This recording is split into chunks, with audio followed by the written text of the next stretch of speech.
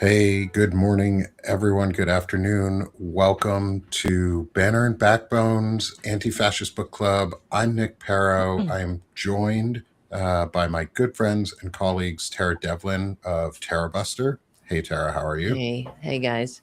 And Stephanie Wilson from Freedom Over Fascism. Hey, y'all.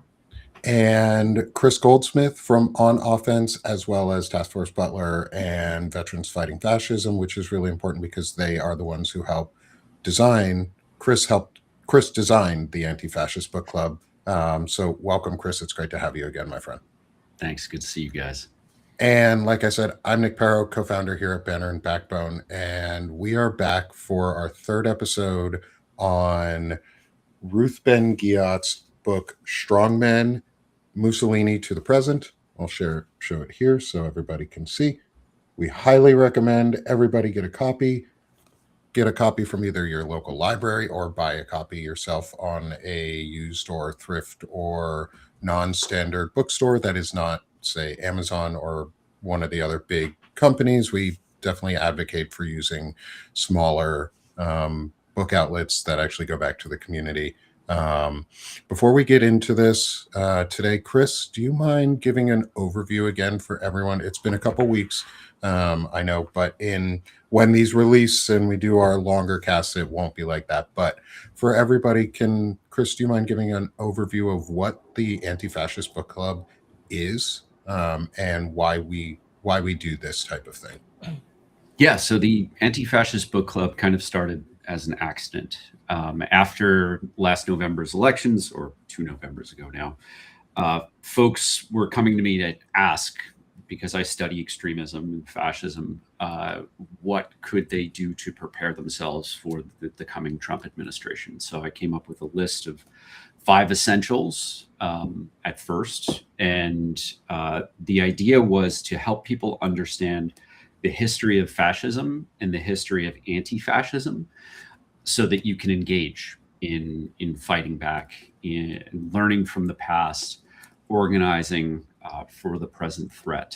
And what the Anti-Fascist Book Club is there's a guide on veteransfightingfascism.org. It's an excuse to actually organize with people in your community, whether that's online or in person. And I want to emphasize in person, super important, because fascism grows in your backyard, not just in Washington, D.C.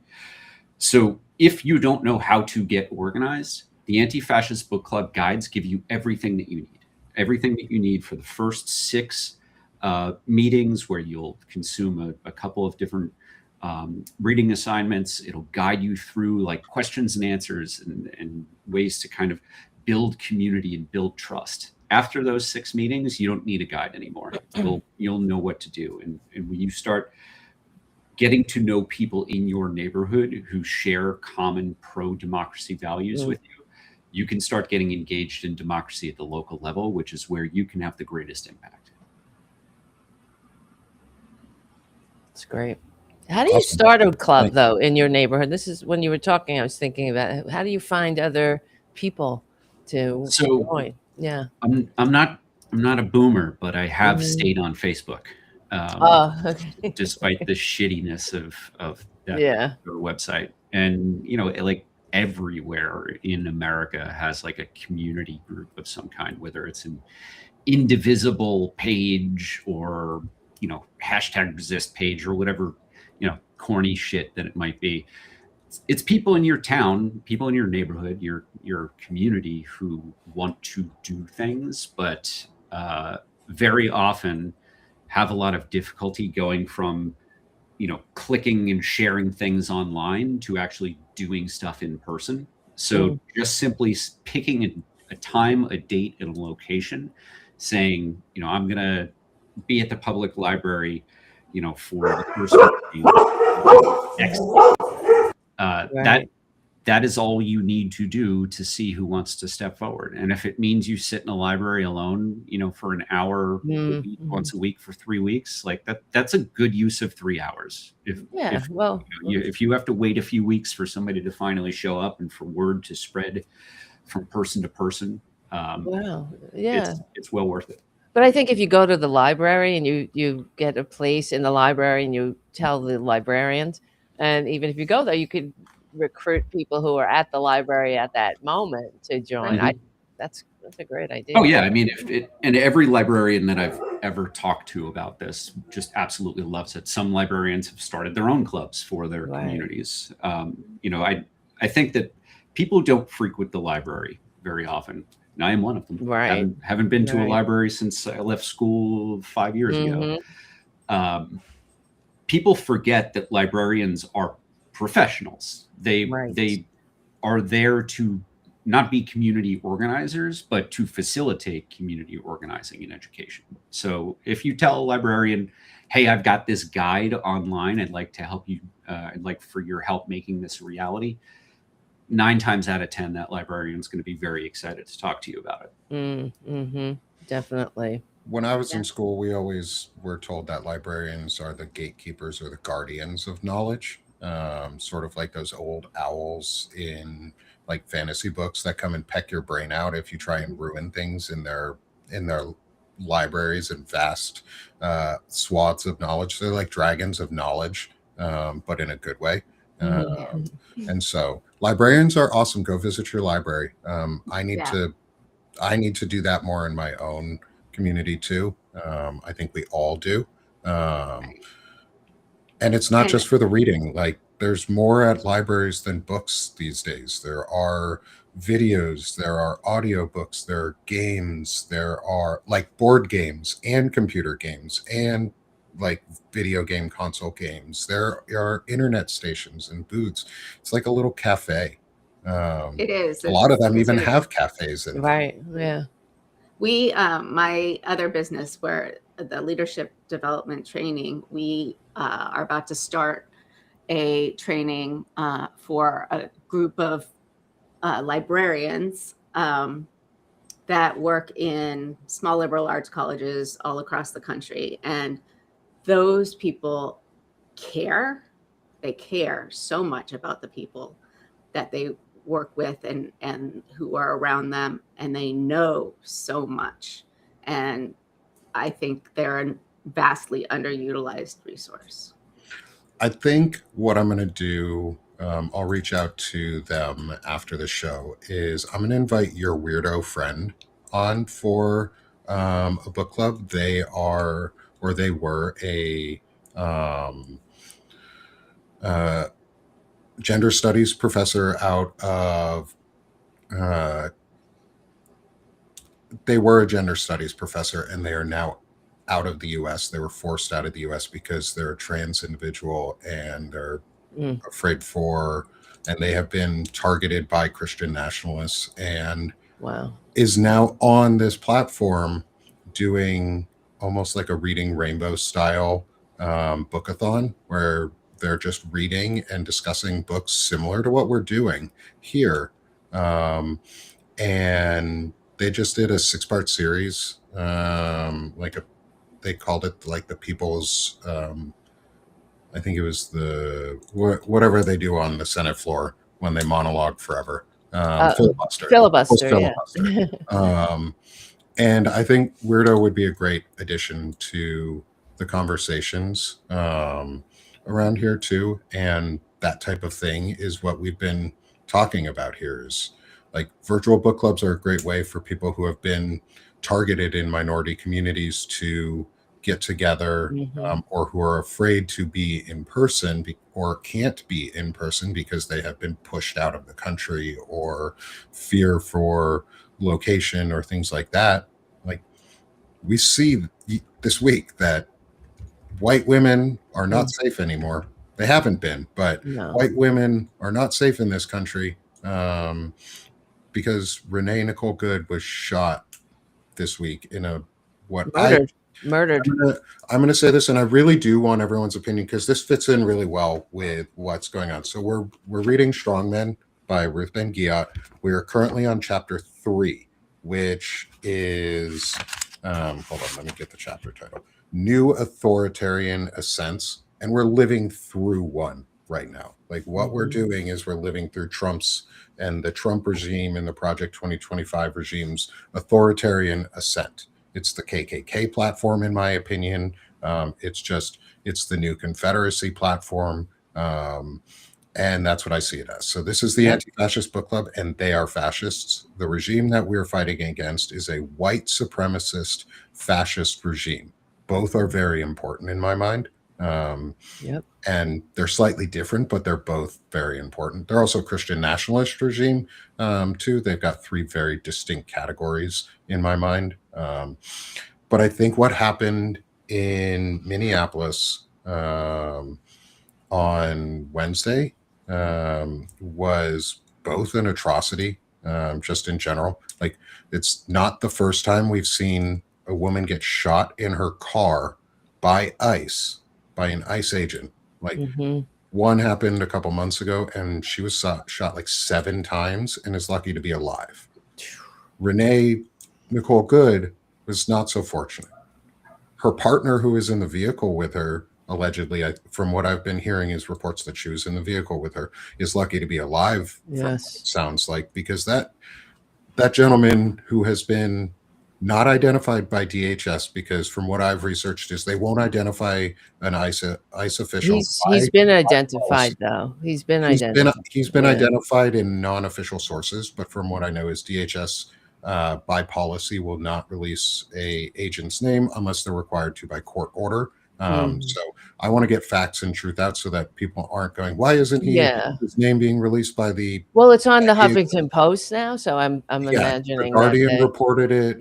Star Yeah. Tribune reported it. I don't know how credible Star Tribune is. Guardian's pretty credible, though. I would think they did the due diligence on it. They have his whole history. He was in he was in Iraq. Jonathan Ross murdered, in my opinion. Yeah, he murdered her in Murdered cold blood. That's what we witnessed.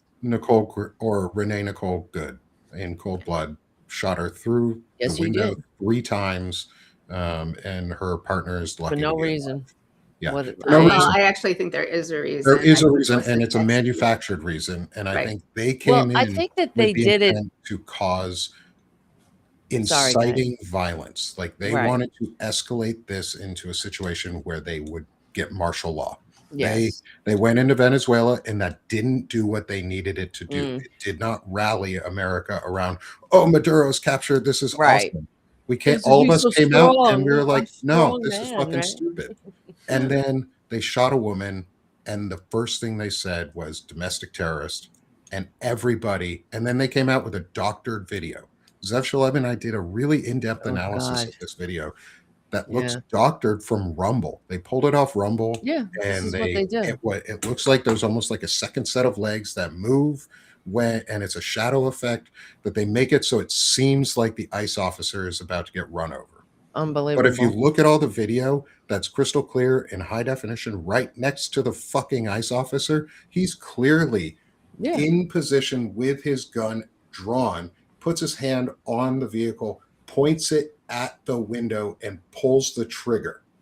Like, he was in a position to fire. He knew what he was doing. He was ready to shoot.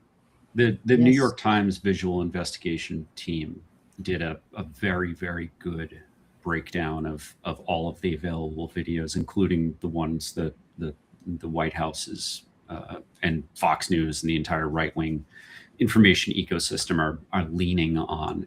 And when you watch them so that they're time synced, it is very clear that this ICE agent was in no danger of getting run over. Also, important to note that ICE agents are not allowed to shoot to stop vehicles, and they are told not to approach vehicles from the front, which is what this agent did. He put himself in that position, but they're not trained. These people are not trained. They don't go through. It's not like going through. This guy was a firearms instructor. Oh yeah, no, you're right. He had a long well history in the military and in law enforcement. That is true. Yeah, he's been a 10 years officer in DHS or in federal service. Like, this man knew what he was doing. It's also that reported that he was the officer who was involved in the being dragged by a vehicle. As if like so, but that's why. So he probably has PTSD. But so take him off the line. He never went to get therapy. That doesn't serve their purpose. No, I know they need him broken for their purpose. Well, they're breaking because the then whole he country. will do an This escalatory we're act. all suffering. I don't know about you, but it's absolutely traumatic watching that woman get murdered in front of us, and then watching and listening to this maladministration make excuses for it and attack the half the country. Basically, everybody's a loony left. We're all radicalized, for democracy. This is a gaslighting, just nonstop gaslighting. And it's the inhumanity of what we're witnessing that is so absolutely repugnant and damaging. So I don't know. I'm like I was talking to somebody yesterday. I'm like, this country is not going to make it. I don't know what you guys think, but the Roman Republic at least lasted 500 years. We're 250. Well, it continued, but I would like to suggest that it was opposite. Not that this happened and that the regime then formulated a response, but they had a response ready within moments. And so they were waiting for some precipitating action, whether it was going to be in Minneapolis or Portland. Yeah, something was going to kick off somewhere. It was the same story they gave in Portland. They shot 2 more people yesterday. Right. And I can find no information on why, how, nobody was videoing it. And I guess the only 2 eyewitnesses are the people who have been shot, and the same exact story, the same talking points were used. And so I think the regime isn't reacting. The regime is instigating, as you said, Nick, to institute martial law, to get more troops on the streets, to scare. Like, once they moved from immigrants and people of color to white suburban women, I think it's a whole new level of evil, really. Yeah. And their hope, the one shining light is that the people are coming out regardless. They're not, they killed that woman. They murdered her in cold blood. And that night, the citizens of that city came out in protest, regardless of the safety, because they're putting their lives at risk now. Everyone who encounters an ICE agent is putting their lives at risk, and people are still doing it, to their credit. So I think that's encouraging, in the least. And I think we're seeing the parallel in terms of like media spheres to that Ruth Ben-Ghiat points out in the 3rd chapter here, where she's talking about the rise of Berlusconi. Yeah, Berlusconi, and the use of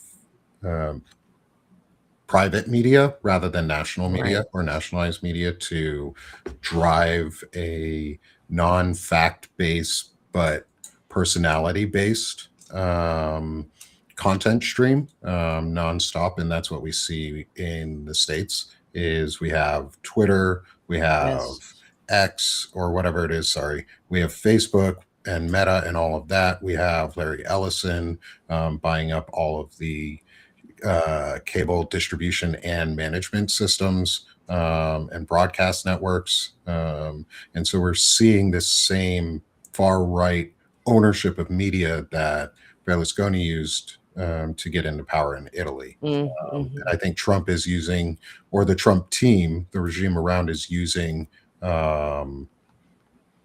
this as their playbook. They have learned from the past. Yes. And conveniently, they published it in all of its glory. Project 2025 was clearly the blueprint for what they were planning on doing. On the topic of the administration and of ICE going from targeting people of color, immigrants, to white women, there's a friend of mine, another creator on TikTok and Instagram, named Abiola. Nick, I just DM'd you the link.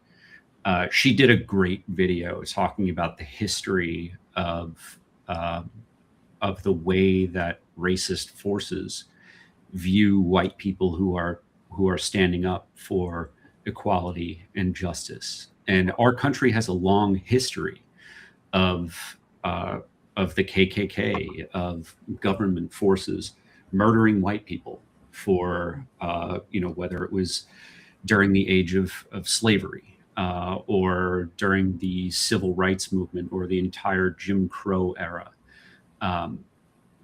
People like J.D. Vance and everyone working for ICE look at white people who are willing to put their lives on the line as no different from the individuals that they truly want to target out of racist hate. We become them in their eyes. Right. I'll post this link to this article because I don't have a Facebook account for Banner and Backbone, so it won't let me access it. But I'll post a link for it here in the chat for everyone too. And I'll drop the link into the post show notes so everybody can watch this video. I know, Chris, you posted it, I think, on Substack here not too long ago, right? Mm-hmm. Yep. Yeah, I think this is really important into, like, you're not safe. Like, fascism comes for all of us. Fascism doesn't care. White supremacy is a system of one. Like, it's a system structured on one person and one individual, and having to listen to that whole hierarchical power structure of patriarchy going from single sky daddy all the way down to inherent powers. And that's where we're at right now, is they're using these media spheres to function around a dying leader. And whether he dies soon or dies later, he's a dying leader who is being surrounded by people who are enacting the policies that they want, because he will not say no to them. Well, he wants, I mean, he enjoys it. Yeah. He said yesterday the only thing that's stopping him is his own morality. Which he has none, of course. Yeah, he doesn't have a morality. Morality. Jesus Christ. This is a guy that sold multi-level marketing, vitamins, complete scam, pee in a cup, and I'll give you these non-FDA approved, magic beans. I mean, this is what we're dealing with, a lifelong grifter, and they hate democracy. They hate America. They are trying to overthrow the system. The founders, birthed from the liberal age of enlightenment. That's what's standing in their way. And I think, someone on the chats, how do we take the teeth out of their manipulation? The problem is that we have silos of information. People are not going to the same sources of news now. So you're getting those who are watching Fox News are getting a completely different story about what's going on. They're not seeing the video; they're seeing the manipulated video. They're listening to this anger from J.D. Vance scolding, the radical left, and they're justifying it, of course. And these are the "don't tread on me" assholes too, right?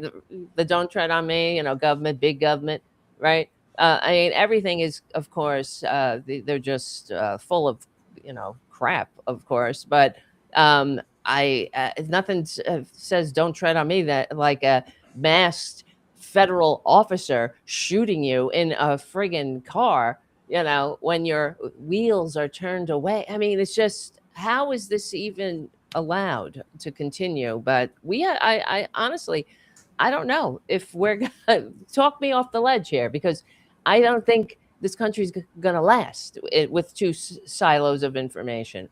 And I'm tired of being dragged into Project 2025. Nobody voted for that. Not even the maggots voted for it. He ran away from that. Like, Rachel Maddow says, imagine if they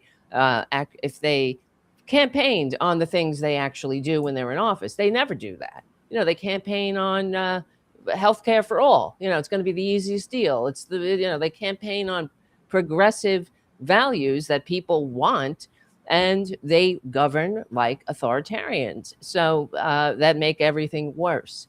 And through immunity. Yeah, absolute immunity. That's not even a thing. No, we don't have that. That doesn't exist in America. So I don't know.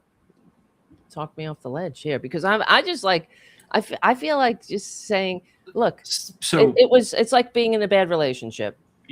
Good You're night. right. Have a nice life, maggots. You can have your authoritarian cosplay.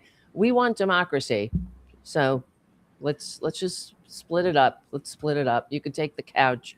You know, JD Vance wants that, so we'll So have Tara, the you cat. are right that there is no legal absolute immunity. There's no law that gives federal agents absolute immunity, which is the phrase that JD Vance used. However, the Supreme Court decision that granted immunity for the president for Right. any actions that he is doing, it expands beyond the president. It expands to anyone who's acting under orders of the president.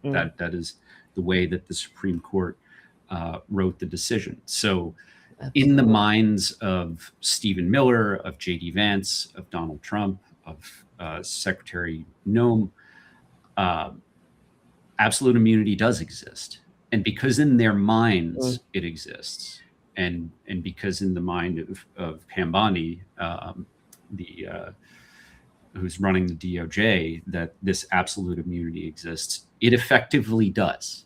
There is, I think, not likely to be a federal prosecution of this. And he'll pardon him anyway if it comes down to it. So and the power of the pardon is incredibly broad, and the president of the United States could issue a pardon to all of ICE, and make he it will. so that they can't be prosecuted in the future. And you're right. I have no doubt that he will.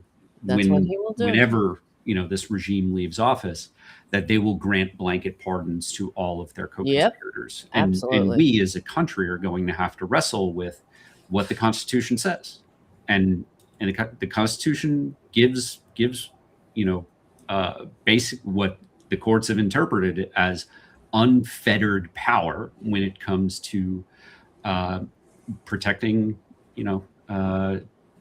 criminals who the president might be in league with. I think it's time we amended the Constitution to remove that protection. Absolutely.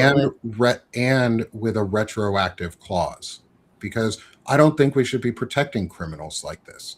There's a difference between like pardoning somebody who has been wrongfully prosecuted and put into jail for life because they were, say, black and just happened to be somewhere near a murder. There was some grave injustice. And it was in the 80s or 90s or even 2000s or even 2022 on a video I just saw of some police officers in, I think it's Crawford County, Arkansas, beating the shit out of someone who is on the ground, just pounding his head. And I think shit like that, that's white supremacy. That's built in. That's what this system is. And I'm on the opposite side though, Tara, we are like, I can't give up on these people because they're my countrymen too. There's good people in red states, of course, but no, are you talking about the people who voted, like the triple Trumpers? Yeah, it's even them. It's even them. I cannot give up on them. Not because no. It's not an idealistic thing for me. In that, I can't give up on them because my goal is to find a path to connect bridges. Like I do that. That is what drives me. Is my passion is to connect and build bridges and find a solution where we can take their hate and manifest it in a different way and show them a different path. Like I'm doing the masculinity series specifically around that because men don't have good role models and influences, and if we can change their views, even if you were a Nazi before, if we can break that away and decultify and unindoctrinate you, I'll welcome you back. That's wonderful. Yeah, like, if that's even possible. I've broken through into my family, into multiple people in my family, and I have people who listen from my family who used to fly MAGA flags in their yards and wear the hats. And I say used to because they threw all that shit away. They were triple Trumpers and they threw all that shit away. And now my family, who I don't even know, after them are passing it on to other family members. Episodes that I do, podcasts and shows that I do, and so I can't give up on them No, that's because my good. whole thing is like we have to have a truth and reconciliation. I And agree there is a with that a zillion reconciliation %. Yeah. part where accountability needs to be had, and I think we need to. That's where I'm talking But earlier was like we need to change the pardon so it can be retroactively undone from a criminal. well, Like the you pardon should thing, the not whole a criminal should not yeah, a treasonous president should not be allowed to that's right. pardon other individuals. That's But my thought. but that's the whole thing. I mean, this is that one kingly power that was granted to the president. I don't think the founders really understood how. Maybe I don't know how I think corrupt. the founders understood far more than we think they did. Yeah, but I mean, why would they even give a president that kingly power? And of course, Trump he hasn't ever had a power that he hasn't abused, and that goes triple for the entire enabling Republican Party. Really, so. I don't know. He's part of the thing with the pardon is they're supposed to have contrition. The people who are pardoned were supposed to, have served some kind of or learned a lesson somehow. This is not the standard anymore. It's just if you are in league with your fellow criminal, out of control, lawless so-called president, convicted felon, the first convicted felon to squat in the White House. So. Yeah, I mean, and as far I understand that's I do the same thing with my show. We all do. We want to reach people, cut through the noise, and I don't. I'm all about turnabout. As somebody who's in recovery, I know that you can change. Mhm. But it takes work. It takes the desire to change, and you also have to confront some maybe uncomfortable truths about yourself and maybe the beliefs that you once held. I don't think without that, we don't have a hope in this country if we are continuing to have silos of information where the Oh, yeah. truth is, We the have to truth fix is information devalued. gaps. They have completely devalued truth. There's no trust.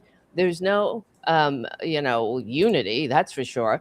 They have been, but it's not just Trump because Bush, back in the day, he's running on real America. This is real America. Massachusetts liberals, California, like they're always dividing us. You don't see Democrats doing that, and all their flaws, of course. But and I was watching, when JD Vance was giving his lecture, his disgusting lecture, his anger, and why we need to show some of that anger because it's righteous anger, and they have they're on the wrong side of everything and they know it. They're not stupid. JD Vance is not stupid. He's cunning. He is a cunning little evil troll like Peter Thiel. So he knows what he's doing when he goes out there and he lies about, and all of them, Marco Rubio, he knows what Trump is. We have the tape of him on January 6th saying, he's turning us into a country like Cuba, like my family escaped and all this. They know what they're doing. So I believe, we must, pull people's covers without apology. Like, I mean, they're going after like what they did to Tim Walz. They went after Tim Walz. He's a good man, a good, decent man who wants to serve, who served served his community and was beloved by the people, his constituents. And it doesn't matter. We don't deserve good people in this country. They chase good people out of office like that. So unless there is some kind of moral, brain, spiritual awakening, but I don't see how it's going to happen until we get the message back. We have to get it back. But with like Chuck Schumer, you know what I mean? And it feels like it's going to get worse, a lot worse before it gets better at this point. I don't know what people are thinking. I'm not trying to bring like, doom and gloom here, but I just, we do have a lot of work to do. And this is why I do my show too, you know, to just a little add to the conversation, to like, you know, some truth into the sphere here. So maybe somebody might encounter it instead of going down a Q hole or getting caught in Maggotville, where, you know, they don't call them maggots for nothing, because what are maggots? They feed off the corpse. You know, the Republican Party is a corpse. It's a rotting corpse, and it needs to go the way of the Whigs, man. If you ask me, but okay, I know I'm going on and on here. So I'm really like in a bad mood, like, to put it mildly. And I'm depressed, really, to see that what is happening to our country. It's embarrassing. It's shameful. It's disgraceful. It just makes me completely despondent about you know, the promises of this country, that we have such immoral maggots in the halls of power, and we tried to stop them. And everywhere, you know, Trump should be in jail. He should be in prison. He should have been in cuffs on January 7th, for God's sakes. And I mean, the immorality is just stunning and bottomless, frankly. So how? And I believe too, what they're doing is they're trying to set it up to not have elections, of course, because they know they'll get trounced. You know, I think one of the things that I like to do too, and is I separate myself from the parties in pretty distinctively. I know, Chris, you've mentioned this before too, in how you approach your thing is, you're not a Democrat, you're not a Republican, you're an American.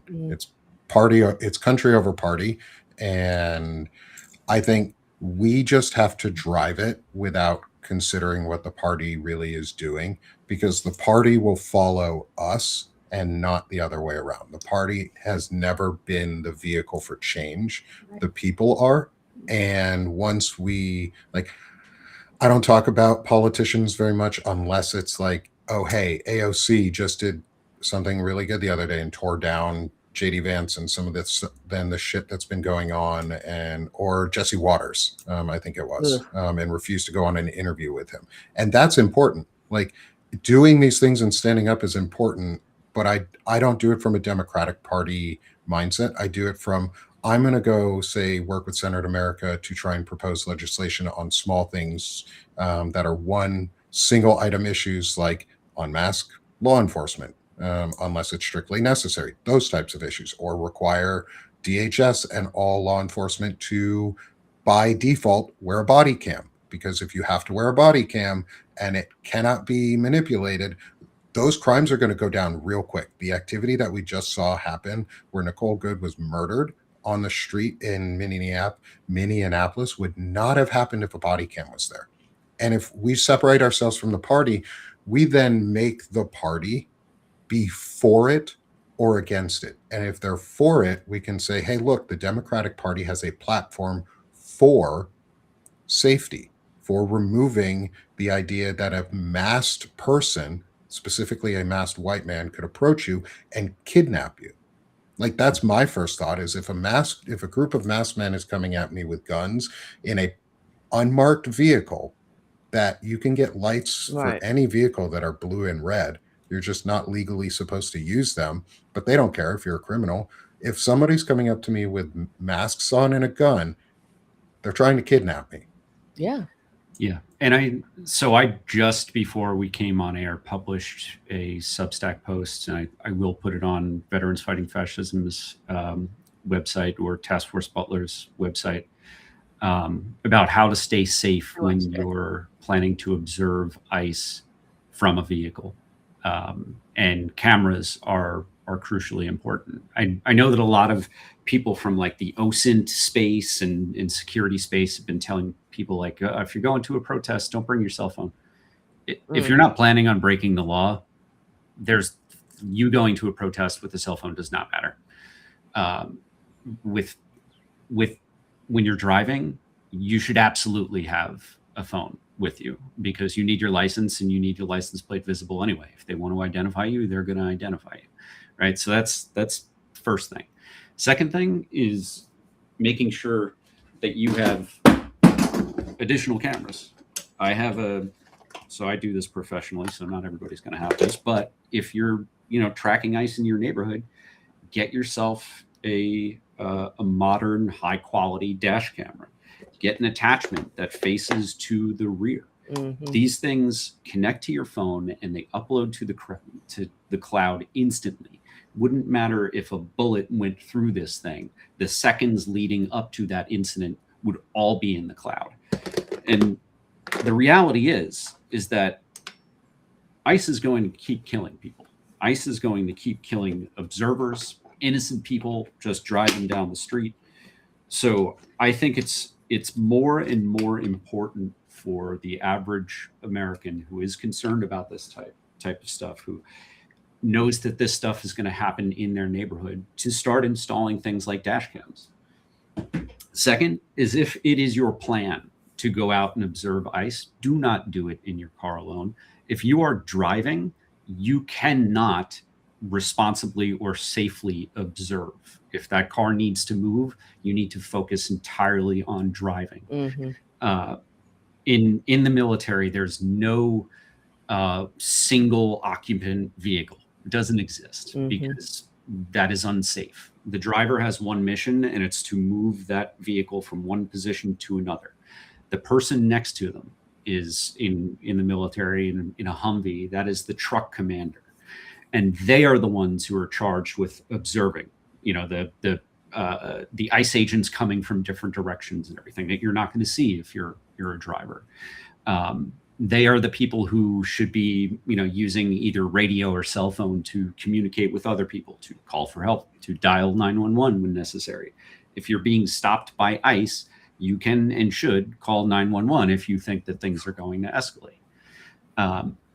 So for folks who want to understand more about this, if you go to my onoffense.substack.com, it's my last post.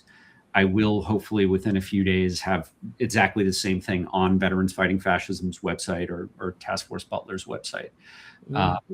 Folks need to have come to terms with the fact that if you are observing ICE, in the minds of some ICE officers, you are a target for murder. That they will view you as an existential threat. So don't do it alone. If you do it, read the guide, make sure that you've got all of the equipment that you need, that you've got all of the plan that you need to stay safe. These things might not have saved Miss Good, but it would, a dash cam would make it much easier to prosecute those who are involved in her murder. Right. So it is not just about keeping you safe. It's about keeping evidence safe. That automatic upload, whether it's from your phone or the dash cam to your phone or a GoPro to your phone, these things are essential. We cannot trust ICE to not manipulate data when after they commit a murder. I mean, we saw that ICE agent murder someone, and within 2.5 minutes, he was in a vehicle leaving the crime scene. That vehicle was part of the crime scene, right? Right. Violating all sorts of rules of evidentiary preservation, which he should have been trained on, right? So we need to assume that evidence will be destroyed if we are not making sure that it exists in an offsite location. So I just want to, I thought that was a really great segment, Chris. I watched it right before we came on. I think it's important for people to understand that no amount of compliance, and I think the Black community and immigrant communities understand this, that no amount of compliance, no amount of keeping your hands visible or keeping your tone, soft will save you if they're really after you. So it might be a false sense of security that maybe Renee Good's murder will teach people that just because you're white, you're not safe. But I think it's important to know that and follow your advice, because if they want to harm you, they will harm you. but it's better to get it recorded. Yeah, and also, as some have said in the chat too, is if you have a phone with biometrics, use your password instead of Face ID, because they can just point your phone at your face and unlock it, or they can get you to put your finger on the fingerprint thing, but they cannot get you to reveal your password. So I've changed my phone for a long time now to just password access to get in. Once you're in your phone, you can use your biometrics if you want, but to unlock your phone itself, make sure it is always on password and nothing else. And don't make it your birthday, people. Yeah, but also like just put it on password, because it's a simple way to legally prevent them from getting into your device, where you have very little privacy in the US right now. So maintain what little privacy you have. That's super important. Totally agree. Exactly. I haven't been able to, the chat has been going by so fast. Yeah, and I think one of the things too that we've seen out of this, looping it back into our book too, is how the narrative is driven, and how right after the event happened, Kristi Noem and everyone out, before any information came out, Stephen Miller, Donald Trump, JD Vance, everybody came out and said, this is a domestic terrorist, this is a leftist extremist, yada, yada, yada. All Not the same only that, talking but points. how they died. How they died. I mean, this is how they do it. We are always caught on our back foot. I talked to Anat Shenker-Osorio yesterday about how do we counter this. But it's a hallmark of what they do, is they know what they're going to say before it even happens. Yeah, and I'd love to hear your thoughts from that discussion if you want here to do a little bit of summarize on that, because I think that makes a lot of that ties a lot in. But my thing is, I think we stopped them from creating a fake narrative this time, because immediately after it happened, so many investigative groups went out independently and just said, no, we're going to see what the truth is. We had people like Chris was saying in the New York Times doing it for their investigative team and footage analysis and their analysis team. Zev Shalev and I did an analysis on it the night that it happened. Zev spent a lot of time putting together different video angles and syncing them, and we went over it in depth. And we drove home immediately that this woman was murdered, and it was not domestic terrorism, and she was not a threat, and instead the ICE agents were the threat and were the violence. And I think we have finally learned on the new media side and independent media side that we don't need permission to say the things that need to be said. We're just sort of saying them now. And I think that's important, because we're flooding the zone with strong and right rather than strong and wrong. Right. I mean, there's still plenty of people. One of my still on Facebook friends is a veteran who is trans, who has tons of her followers are either active duty or veterans, and they were fully believing the doctored video. And so I think we can shoot for the words we use.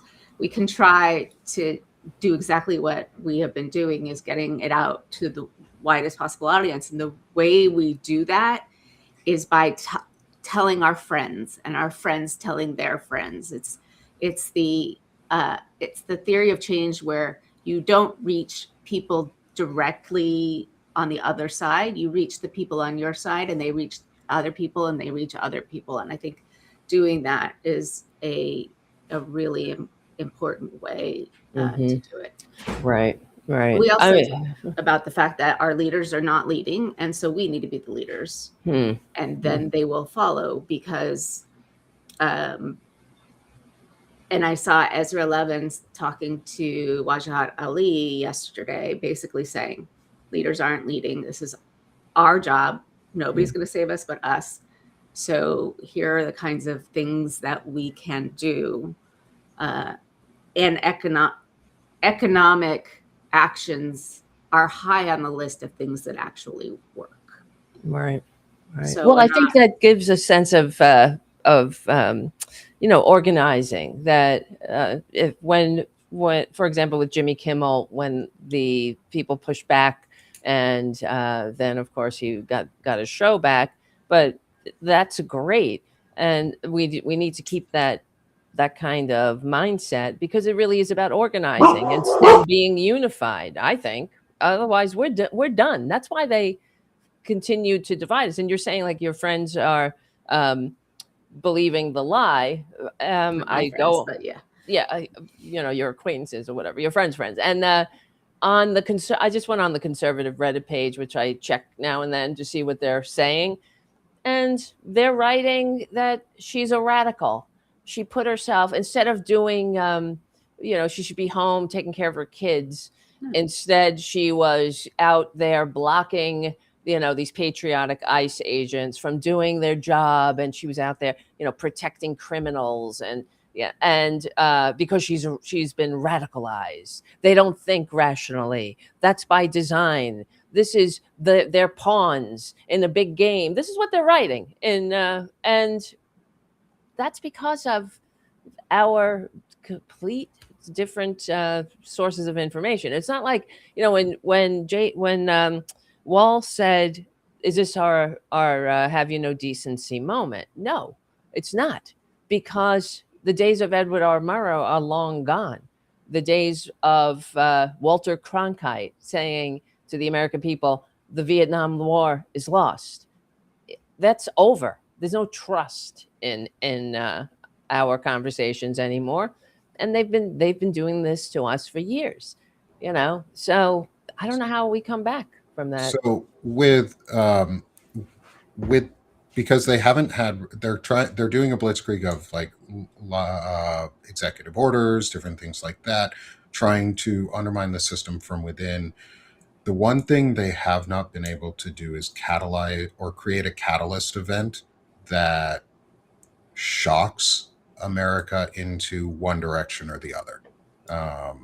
And in the last couple minutes here, I want to get everyone's quick thoughts on that, of like what we think might be a catalyst moment, and has it happened yet? Chris, I want to start with you on this, on your thoughts on, have we hit a catalyst moment, or do we think we're approaching one? And what do we do to prepare for it?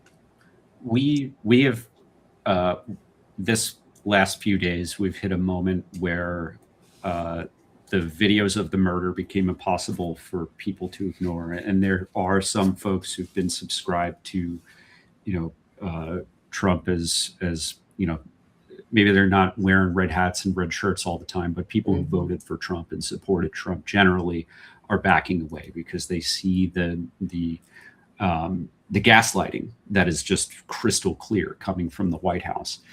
I don't think that we will have a catalyzing event in terms of sparking mass protests until the weather warms up. I think I've talked about this before on this show. There is a protest season in the same way and for the same reasons that there's a fighting season in Afghanistan. People do not want to mobilize in the snow. Now, there are a ton of people in Minnesota in freezing temperatures mobilizing, but we are not going to see like the George Floyd style and size of protests until the weather warms and until schools are out. So we may start to see a rise in protests nationally in April, which is a little early for the protest season, but they really will kick off in May. That is when I expect there to be many more organized and spontaneous, very large protests. And with that will come more confrontations with ICE and other federal officials. Good point. Thanks, Chris. I think that is really important. I think one of the things that we've learned is it's not, with this regime, we've always said, let's not give them an excuse to use violence. And we've now proved that they don't need an excuse. They'll make an excuse. They'll create one. So I think that I'm not saying let's use violence. Absolutely not. I think we need to have nonviolent noncompliance, as much friction as possible in all of our interactions, but being a little bit more open and aware to the idea that there's a way that we can control events so that the worst doesn't happen. And so what we can control are some of the things like, nonviolent noncompliance, like, I don't know whether a general strike will happen. I don't think we have that kind of history of really striking that way in a large scale. But, even the boycotts of specific platforms, especially since the tech billionaires are behind a lot of this, I think can be pretty effective, and it doesn't require warm weather. So one of the ones that is relevant to us here is Spotify, where they are advertising for ICE agents. So I think picking and choosing different kinds of actions where you can get some sort of critical mass without, I think you're right, Chris, it's not going to happen in very large numbers until later. And even then, I'm not sure that that's the catalyst that will change anything. Anat basically said you can't order up revolution on Amazon. Like you have to keep at it all the time. You can't just you can get anything from Amazon except a revolution.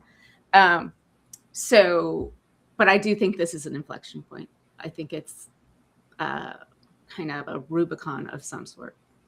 Tara, how about you?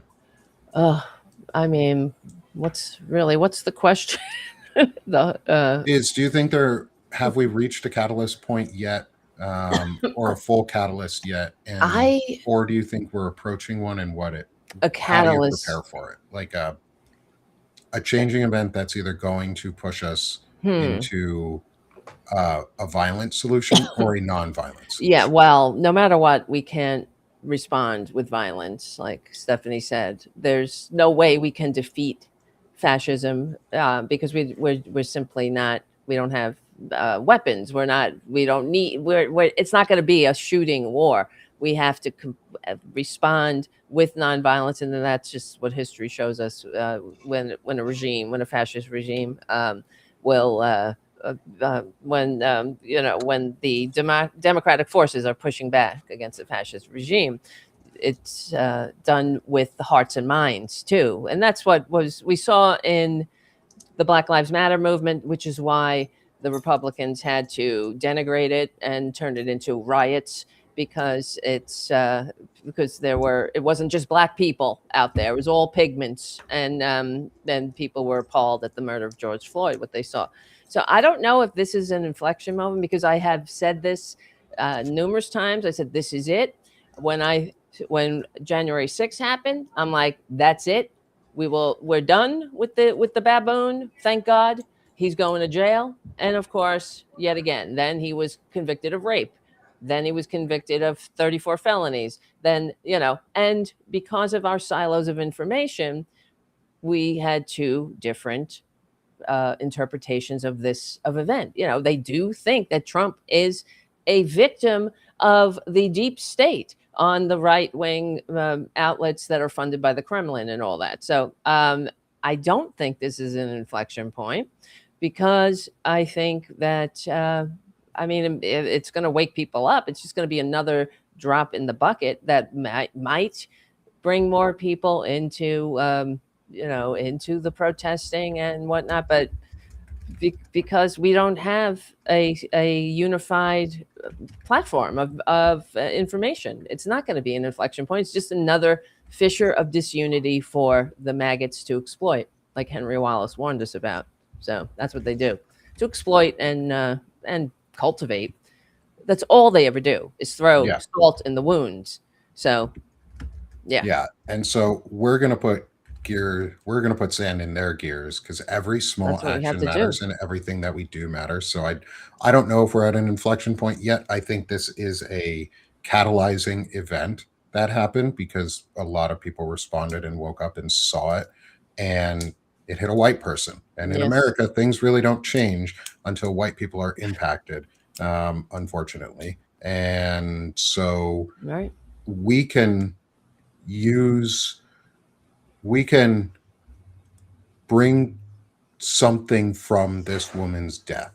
We can learn something, and we can use the catalyst of her death, because it's awful. It's horrific. We should all be upset that she died this way. We should all be upset that everyone else is also facing this type of harassment, years and years and years in the making, and others have been living this life forever, and we just need to change it. We can use this as a catalyst event for good. We don't have to wait for, my idea is, maybe we don't wait for them to give us a catalyst event, is we make our own, because we have to go on offense non-violently, and peacefully and through patriotic means. But it has to be organized, and I think we're doing that. I think we're finally getting to that point, of the organization level, and I think we'll see. Unfortunately, is it will get a little bit worse before it gets better, or it could get a lot worse before it gets better. But we continue to do what we're doing so that it does get better. Mhm. And we have to Yeah. be for something through the entire process, and continue to function as though we want to live in a democracy, which means put out legislation, continue what we're doing, our podcasts. And to finish that, we'll sell ourselves real quick, because it's at the top of the hour and I want to make sure everybody gets off, and go to their next things. So Chris, I'll start with you. Is go support Chris at On Offense, and Veterans Fighting Fascism and Task Force Butler, and all of the things that he's doing, and the Find Out podcast, and the work that he's doing there. He's doing incredible stuff. He is going on offense, and giving you tools to keep yourself safe while you're doing it. Chris, sell yourself. Thanks. Well, I think you did a pretty good job already, Nick, Yeah. so I'll keep it short. The last episode of On Offense that I published, I had recorded before Christmas, and it was with historian and journalist Jonathan M. Katz. He was the AP bureau chief in Haiti, has a lot of familiarity with the Caribbean. He also wrote the book Over My Shoulder, Gangsters of Capitalism, about Smedley Butler. Smedley Butler is the general who fascists in the 1930s tried to recruit into running a coup, getting veterans who were pissed off after World War I and not getting the bonus that they were promised during the Great Depression when it mattered. And he basically ratted them out. Now, unfortunately, in that history that has been forgotten by most Americans, or never learned by most Americans, no one was ever held accountable. So it's a long episode. We talk about how what is going on overseas in the Caribbean is directly connected to the violence that we're seeing from the administration on the streets of the United States. So if you're interested, follow On Offense on Substack. Check out the Valor Media Network on YouTube. We're going to be back on a regular schedule, and then at the holidays are over, new episode every Wednesday. And thanks for having me, guys. Yeah, thanks, Chris. As always, I appreciate it. And Steph, how about you, my friend? Doing a lot of really good interviews. I know I missed yours yesterday, and I'm going to listen to it. But I sell yourself, my friend. You do some amazing work. Oh, thank you. So I have Freedom Over Fascism, and I talk to people who can help us understand the context and how to act in ways that will bring back freedom. Where I just talked to Anat Shinko-Osorio yesterday, and right before this, I got both the video and the audio up. So you can find that there. She talks a lot about only the many can defeat the money. And that this is a regime of the bullies for the billionaires. And so she's got some language, but she's also got some like realistic things that we can be thinking about as we move forward. And next week on Tuesday, I'm talking to a woman who used to be evangelical, white Christian nationalist, and deconstructed from that. And now she is organizing ex-evangelicals against or for freedom. And I'm also going to be talking to a local official in Colorado who is like a city attorney and talking about what local and state governments can do to protect our freedom. So that's freedomoverfascism.us. If you can possibly subscribe with a paid subscription, I'd really appreciate it. But if not, free is great, and all my content is free. Appreciate it, Steph. Thanks so much. I look forward to watching that interview here later today. And Tara Devlin. Tara, how about yourself, my friend? Hey guys, thank you for all your support. Thank you for always having me on the show, and everyone else, great work. You're amazing. And one thing I do want to say about Smedley Butler, I'm glad Chris brought it up, that it was, he did go to the Congress, but it kind of goes along with what we were saying, that the newspapers of the time vilified him. This is why no one ever went to jail about this. William Randolph Hearst, the big robber baron, newspaper baron, reported on it as if Butler was a kook, and this was a giant hoax that he made up. If that doesn't sound familiar for today, I don't know what doesn't. So yeah, they tried to overthrow FDR. It was called The Business Plot. You just Google it. They should make a movie about it, really. So, but yeah, if you can please subscribe to my Substack, that would be great. And on tonight, I do a show on youtube.com/C for channel/Tarabuster, 8:30 p.m. Eastern. And Hal Sparks is joining me tonight. We're going to have a great conversation, no doubt. And yeah, so please hang out with us. We have a lot of fun too in the chat room. So thank you. And yeah, subscribe to my Substack because I need to get those numbers up, guys. Thanks. Thanks, Sarah. I appreciate you, and thanks for coming on as always with us. And then finally, come support me at Sick of This Shit Publications. I'll keep mine short. I'm doing a lot of masculinity work, new masculinity, mental health as well. Do chronic illness discussions and community building.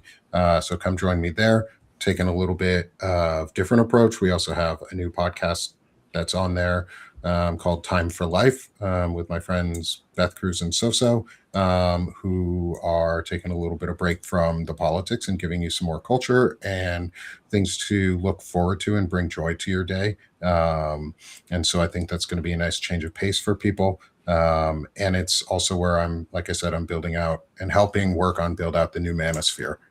So come support me there as I do a lot of new discussions around intelligent masculinity and scholar warrior mentalities. You'll see Chris be coming on for one of the episodes here upcoming soon too.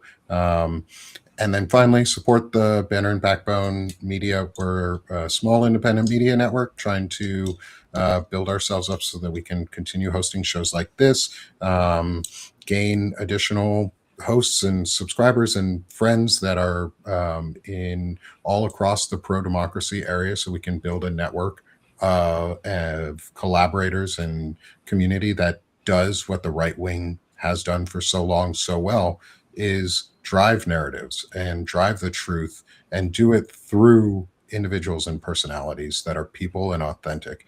So help us reclaim integrity, service, and ethics at Bannera Backbone. So thank you guys. Thank you all for being here with us. Thank you everyone in the audiences on YouTube, Substack, Twitch, Facebook, LinkedIn, I think maybe, wherever we are streaming today. Thank you all for being here with us. If you're on Substack, hit the subscribe button in the top left corner. And we will see you all next week for our continued discussion into Ruth Ben-Ghiat's Strongmen on Bannera Backbone's Anti-Fascist Book Club. Thanks, everyone. Have a great Friday.